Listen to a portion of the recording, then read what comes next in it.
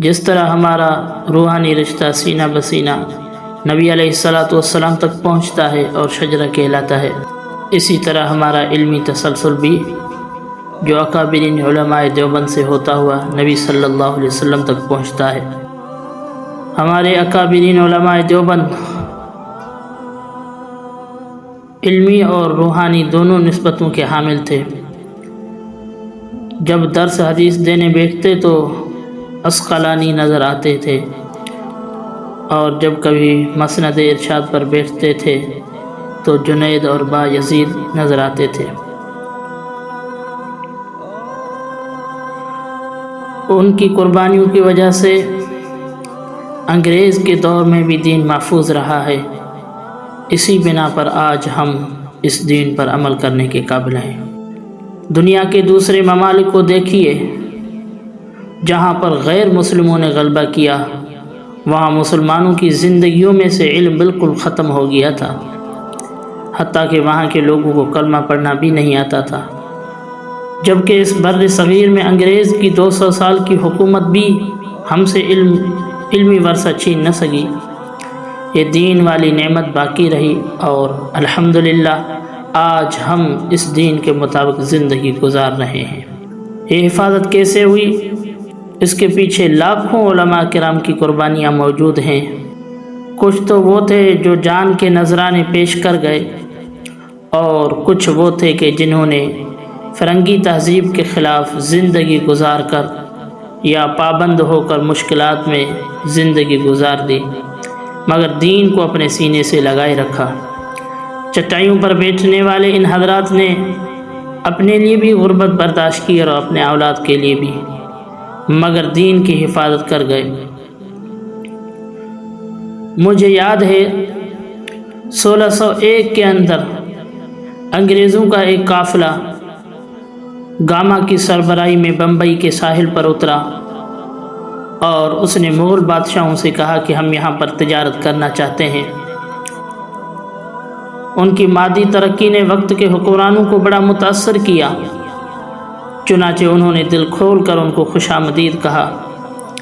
East India company کے نام پر ایک فورم بنی، جس کے دفاتر مختلف علاقوں میں کھولے گئے۔ 100 سال کے عرصے میں اس کی تجارت اتنی چمکی کہ اکثر و بیشتر تجارتی معاملات اس کی مٹھی میں آ گئے۔ جب انگریز نے دیکھا کہ تجارت پر اس نے قابو پا لیا ہے، تو اس نے انتظامی امور میں بھی عمل دخل شروع کر دیا۔ چنانچہ 1701 تک ہندوستان کے مختلف علاقوں میں ایسٹ انڈیا کمپنی کے پرچم لہرا رہے تھے۔ انگریز چھوٹے چھوٹے علاقوں کا نظام اپنے ہاتھ میں لے رہا تھا۔ ظاہر میں تجارت تھی، لیکن اندر یہ نیت تھی کہ ہم نے بالآخر اس ملک پر قابض ہونا ہے۔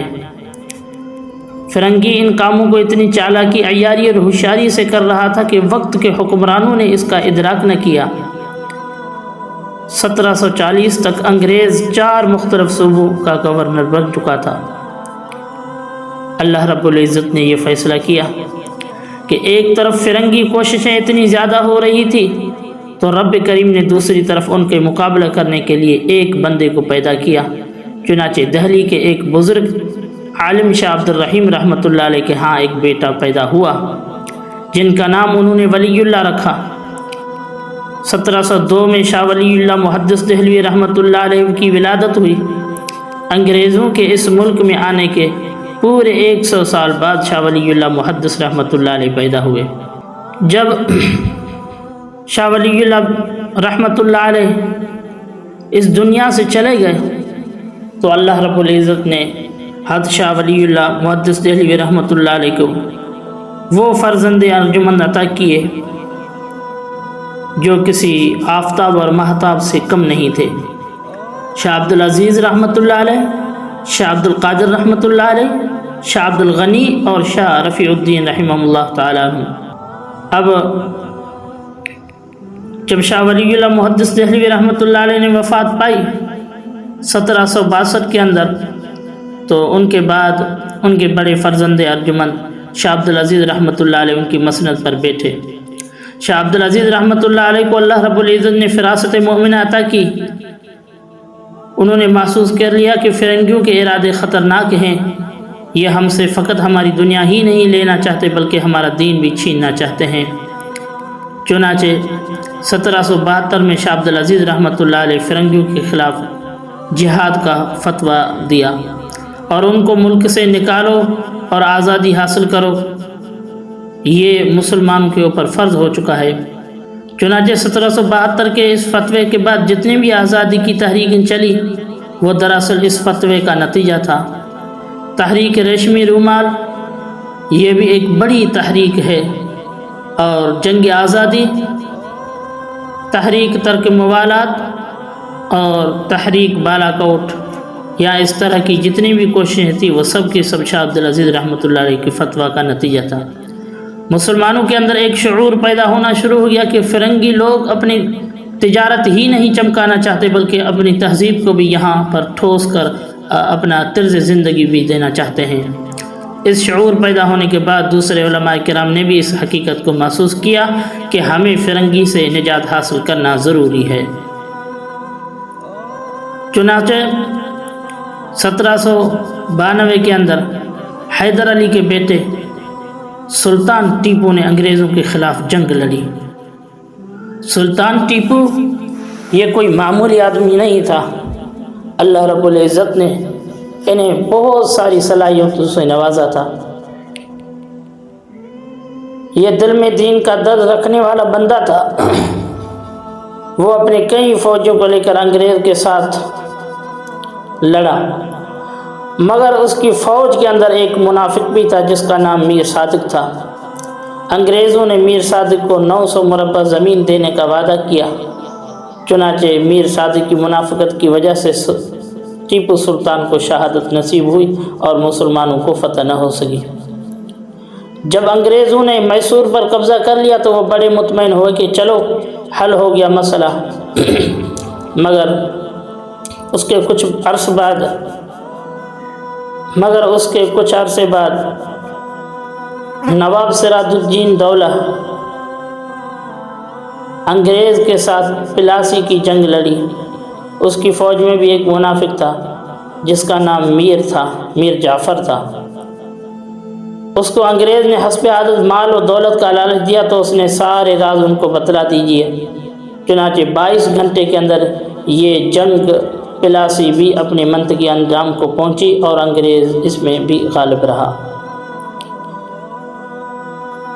جب انگریز نے میسور اور پلاسی کی یہ جنگ جیت لی تو اس نے سوچنا شروع کر دیا کہ یہ تحریکیں کیوں کھڑی ہو رہی ہیں، ان کا کچھ بندوبست کرنا چاہیے تاکہ آئندہ ہمارے خلاف کوئی تحریک کھڑی ہی نہ ہو سکے۔ چنانچہ اس نے مسلمانوں کے اوپر اپنا شکنجہ کسنا شروع کر دیا، لیکن اس نے یہ بھی محسوس کیا کہ اگر میں مسلمانوں پر بلا واسطہ مظالم ڈھاؤں گا تو وہ انگریزوں کے اور زیادہ مخالف بن جائیں گے۔ چنانچہ 1824 میں اس نے رنجیت سنگھ کو پنجاب کا گورنر بنا دیا۔ رنجیت سنگھ انگریز کے اشارے پر مسلمانوں کا وہ برا حشر کیا کہ جس کو پڑھ کر انسان کے رونگٹے کھڑے ہو جاتے ہیں۔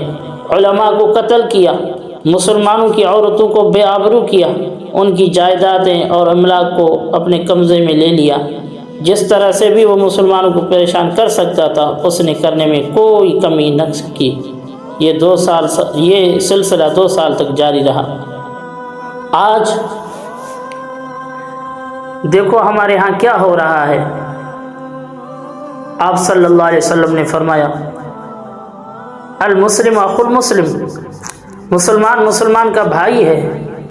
آج ہم مسلمان 2-4 ہو کر رہ گئے ہیں۔ ابھی کیا ہو رہا ہے اقصی کے اندر؟ وہاں غزہ کے جو مسلمان ہیں ان کے اوپر کیا ظلم جو ہے ان کے ساتھ کیا ظلم کر رہے ہیں۔ ہمارے خون سفید ہو چکے ہیں، ہمارے اندر کسی قسم کی مسلمانوں کے اندر کوئی غیرت نہیں ہے۔ خدا را مسلمانوں اٹھو اور اقصی کے لیے لڑو، اور غزہ کے جو مسلمان ہیں ان کے لیے لڑو، ورنہ ایک دن آئے گا یہ تمہارے اوپر بھی قابض ہوں گے، تب تمہیں پتہ چلے گا کہ ان کے ساتھ کیا ہو رہا تھا۔ آج تجھے یہاں کوئی گالی دے تو تو اسے لڑنے کے لیے تیار ہو جاتا ہے. کوئی ماں بہن کی تجھے گالی دے کوئی مسلمان یہاں کا تو تو لڑنے کے لیے تیار ہو جاتا ہے. لیکن مسلمان یہ بھی ذرا سمجھ لے کہ غزہ میں رہنے والے جو مسلمان ہیں وہ بھی تیرے بھائی ہیں، وہ بھی تیری بہنیں ہیں، وہ بھی تیری مائیں ہیں. تو ان کے لیے لڑ رہا ہے، ان کے لیے کیوں نہیں لڑ رہا؟ خدا را ایک ہونا ہے، ورنہ یہ جو کفریہ طاقتیں ہیں مسلمانوں کے اوپر غلبہ حاصل کریں گی اور ہم ذلیل و رسوا ہو کر رہیں گے. جب تک عورت ہمارے معاشرے کے اندر، جب تک عورت اندر تھی، تلوار ہمارے ہاتھ میں تھی، مسلمان غالب رہے. اور جب تلوار چھپ گئی، عورت باہر آ گئی، مسلمان مغلوب ہو کر رہے، ذلیل و رسوا ہو کر رہے.